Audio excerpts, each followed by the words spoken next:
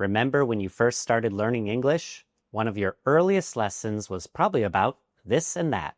Maybe it went something like this. This is a marker. That is a marker. After that, you learned the rule. This is for something near, and that is for something far away. Pretty simple, right? But in real English, this and that are about much more than how far away something is. They're about feelings and connections. And in this lesson, you'll learn how native speakers use this and that so that your English can sound more accurate, more natural, and more expressive. Most learners never learn the emotional side of this and that. Sure, this means something close, but it also shows emotional closeness. And if that doesn't make sense yet, I think some examples will help. If someone says, listen to this idea, they are inviting you into their thoughts, showing you excitement, and pulling you into their world. Or if someone says, this weather is driving me crazy, they are talking about their personal, immediate experience. Now, let's look at that. When I say, that idea you mentioned earlier, I'm pointing back to something in the past. It's behind us now, and I'm not emotionally connected to it.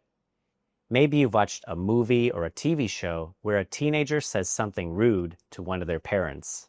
What does the parent usually say? Don't use that tone with me. Here, the parent is rejecting the way the child spoke. They're creating distance and showing disapproval. In short, this shows you feel connected, and that shows you feel separate. Even small words like these can show how close or distant and far away you feel. In conversations, this and that have extra jobs. We use this to start ideas or bring the listener's attention to us. Like in these examples, this is what I've been thinking lately, and listen to this story. You're not going to believe it. With these examples, we're saying, hey, look at this, and inviting the listener's focus. However, we use that to talk about something the listener already knows or something we mentioned before. Look at these examples.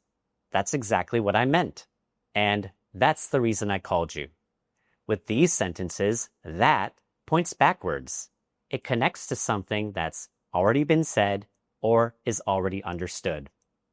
When we're telling a story, the difference is powerful. Let's compare two sentences. So I'm walking down the street and this girl comes up to me. This feels vivid, like it's happening right now. But this sentence, remember that woman I told you about?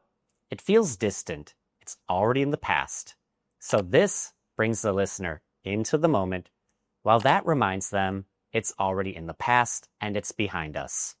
This and that can also show your attitude or emotions. Let's compare two similar sentences. I can't believe this happened, and I can't believe that happened. With the first one, using this, we are really in the moment, reacting as it happens. With the second one, using that, we are looking back, thinking about it after it happened and feeling distant or removed from the moment. So here, this shows involvement and emotion, while that shows distance and reflection.